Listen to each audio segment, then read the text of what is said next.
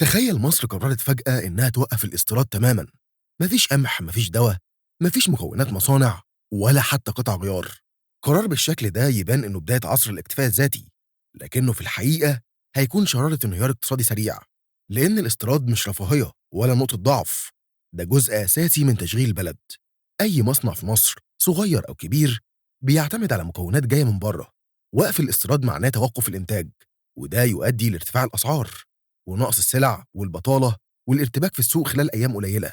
العالم كله بقى شبكة مترابطة، وأي منتج حوالينا موبايل، عربية، جهاز كهربائي داخل في صناعته دول كتير. حتى الدول العملاقة زي أمريكا والصين وألمانيا مش بتنتج كل حاجة. فهل منطقي نتوقع إن مصر تعمل ده فجأة؟ الاستيراد جزء من اقتصاد عالمي، مصر جزء منه، وإيقافه مش خطوة إصلاح، ده خطوة تدمير. قبل ما نسأل ليه ما بننتجش كل حاجة محلي، لازم نسأل هل أصلا في دولة قادرة تعمل كده؟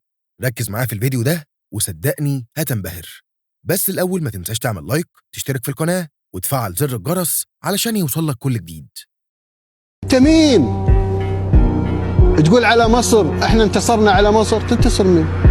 اقسم بالله لو تشيل بس الحدود يدش عليك الجيش المصري هي ساعتين. فراعنه هذول.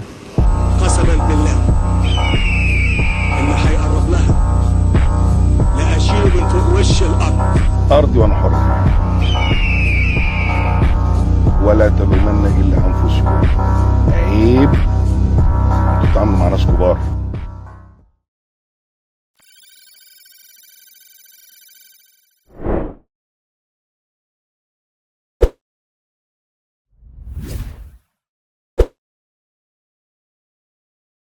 ليه مصر بتستورد أصلا؟ مصر بتستورد سنويا بما يتجاوز 80 مليار دولار سلع مختلفة. بس الغريب إن أغلب الناس فاكرة إن الواردات دي عبارة عن سلع استهلاكية زي الأجهزة أو الأكل أو العربيات. الحقيقة إن أكتر من 60% منها مواد ومكونات خام ضرورية للصناعة، وده بيشمل الإلكترونيات، الأخشاب، الحديد، الحبوب، والزيوت والمواد الدوائية، ومواد مش موجودة أصلا في البيئة المصرية.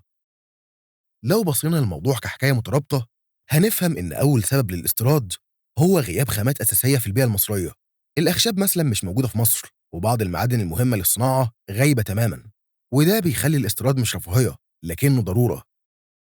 كمان التصنيع المحلي لقطاعات حساسة زي الإلكترونيات لسه في مراحله الأولى، وبيعتمد بشكل كبير على مكونات مستوردة، لأن التكنولوجيا اللازمة لإنتاجها مش متاحة بسهولة. وفي قطاع التكنولوجيا المتقدمة الموضوع أصعب. تصنيع الشرائح الإلكترونية مثلا مش مجرد خط إنتاج، ده مشروع بيحتاج استثمارات تتجاوز من 5 لحد 10 مليار دولار للمصنع الواحد، وتقنيات مش الدول كلها مسموح ليها تقتنيها. وفي الزراعة ورغم توسع المشروعات، مصر بتنتج حوالي 9 مليون طن قمح، لكنها بتستهلك أكتر من 20 مليون، وبالتالي لازم تستورد حوالي من 13 ل 15 مليون طن علشان تغطي الاحتياج. لو ركزنا أكتر هنلاقي إن الصناعات الكيميائية بتعتمد بنسبة 70% على خامات مستوردة. والأدوية، رغم إن مصر من أكبر المنتجين في المنطقة، إلا إن 95% من المواد الفعالة جاية من الهند والصين. وحتى الأجهزة الإلكترونية اللي كلنا بنستخدمها مكوناتها بتتصنع في 6 دول بس على مستوى العالم. وده معناه إن فكرة إن مصر تقدر تنتج كل حاجة بدون واردات هي فكرة بعيدة جدا عن الواقع، لأن بناء صناعات بالشكل ده محتاج استثمارات تتعدى مئات المليارات. طب ما نقفل الاستيراد، إيه اللي هيحصل؟ لو الحكومة قررت بكرة الصبح إنها توقف الاستيراد تماماً، أول شيء هيظهر هو انفجار الأسعار. والسبب إن المصانع المصرية بتعتمد بنسبة من 40 ل 70% على مكونات مستوردة، وغيابها معناه توقف خطوط الإنتاج فوراً، وبالتالي قلة المعروض، والنتيجة ارتفاع جنوني في الأسعار. والناس كتير فاكرة إن وقف الاستيراد هيقوي الجنيه لأن الطلب على الدولار هيقل، لكن الحقيقة غير كده تماماً. الصادرات المصرية نفسها محتاجة واردات لأنها بتعتمد على مدخلات إنتاج مستوردة. يعني لما الواردات تقف الصادرات تقل، وبالتالي يقل دخل الدولة من العملة الصعبة، وساعتها سعر الدولار يرتفع أكتر. الأدوية هتكون من أكتر القطاعات اللي هتتأثر فوراً، بما إن 95% من المواد الفعالة مستوردة، فغيابها هيؤدي لنقص شديد في الأدوية خلال أيام. ومع توقف المصانع اللي بتعتمد على خامات مستوردة، البطالة هتزيد بشكل سريع. ولو ده حصل خلال أسبوع واحد هنلاقي نقص واضح في السكر والزيوت، وخلال شهر ممكن الأسعار تتضاعف، وبعد 3 شهور بس مستوى المعيشة نفسه ممكن ينهار للنص. طب ليه الدول الكبيرة نفسها بتستورد؟ ناس كتير عندها تصور إن الدول الغنية المفروض تنتج كل حاجة، لكن الواقع غير كده تماماً. أمريكا رغم إنها أقوى اقتصاد في العالم بتستورد المعادن النادرة والمكونات الإلكترونية لإنها مش موجودة عندها أو تكلفة إنتاجها محلياً أعلى بكتير. الصين اللي بنسميها مصنع العالم بتستورد بترول ومواد غذائية ومعادن بكميات ضخمة. ألمانيا اللي بنعتبرها قمة الصناعة الأوروبية بتستورد طاقة ومعادن ومكونات تصنيع دقيقة. اليابان نفسها رغم تقدمها التكنولوجي بتستورد 90% من احتياجاتها الغذائية و70% من الطاقة.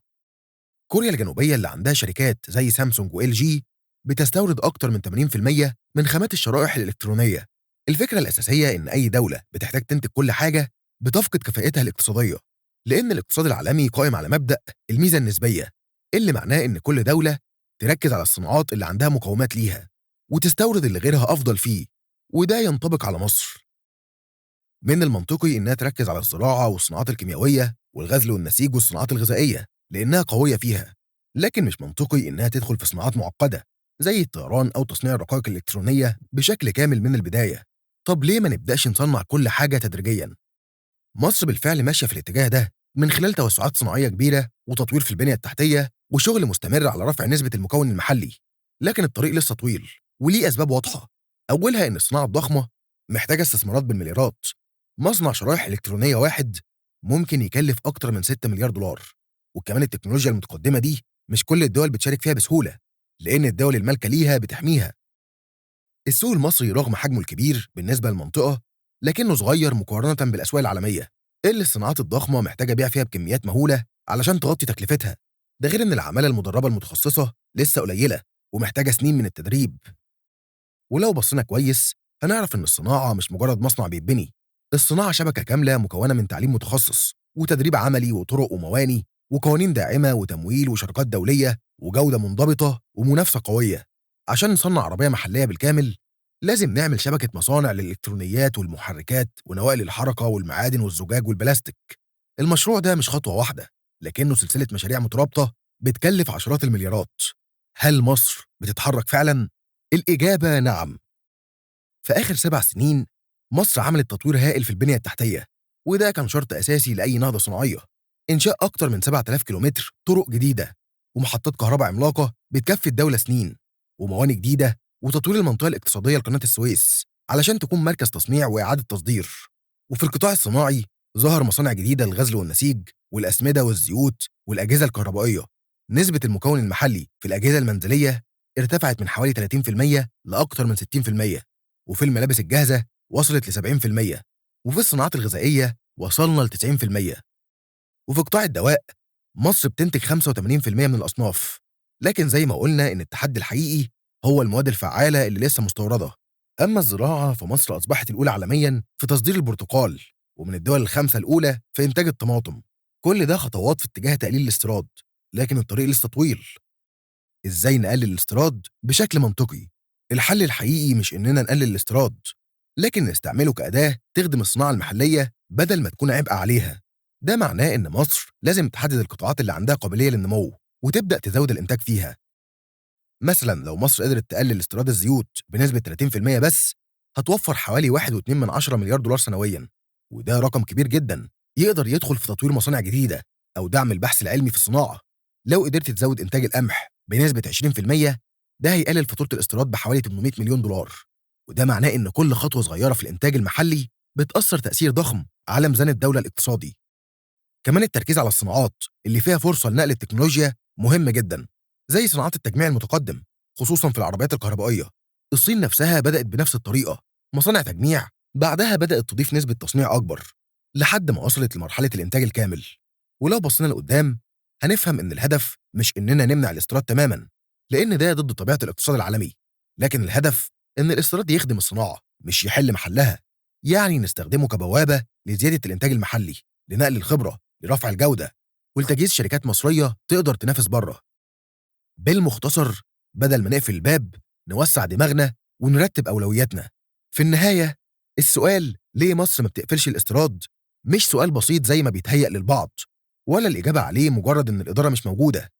الحقيقة إن الاقتصاد مش مبني على الشعارات، لكنه مبني على أرقام، موازين، وسلاسل توريد واتفاقيات وواقع عالمي كله مرتبط ببعضه.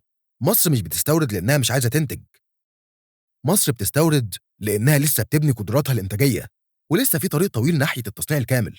وقف الاستيراد فجأة مش بس هيوقع الاقتصاد، ده كمان هيمنع أي فرصة للنهضة الصناعية اللي بنحاول نعملها. لكن في نفس الوقت الطريق مش مسدود، مصر بتتحرك وبتبني وبتصنع أكتر، وبتزود المكون المحلي، وبتفتح مناطق صناعية جديدة، وبتشتغل على خطوط إنتاج ضخمة. كل ده بيقول إننا ماشيين في الاتجاه الصح، لكن محتاجين وقت وتخطيط واستثمار وتعليم فني قوي. الاكتفاء الذاتي الحقيقي مش قرار، الاكتفاء الذاتي مشوار طويل، مشوار بيبدأ بخطوة ويتبني مصنع ورا مصنع ومهارة ورا مهارة ويوم بعد يوم، لحد ما نوصل لمرحلة إن الاستيراد يبقى مجرد وسيلة مش اعتماد. دلوقتي بقى السؤال الحقيقي ليك، لو كنت صاحب القرار هتبدأ منين؟ هتركز في الزراعة، في الصناعة، في التكنولوجيا، ولا في التعليم الفني اللي هو أصل النهضة الصناعية كلها؟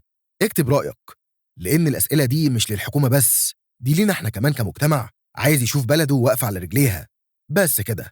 وزي ما بنقول دايما على قناة علشان لو حد سألك، لو لسه بتتفرج لحد دلوقتي شكرا انك كملت معانا لآخر الفيديو. لو عجبك التقرير ما تنساش اللايك والاشتراك علشان يوصل لك كل جديد. نشوفك في الفيديو الجاي. سلام.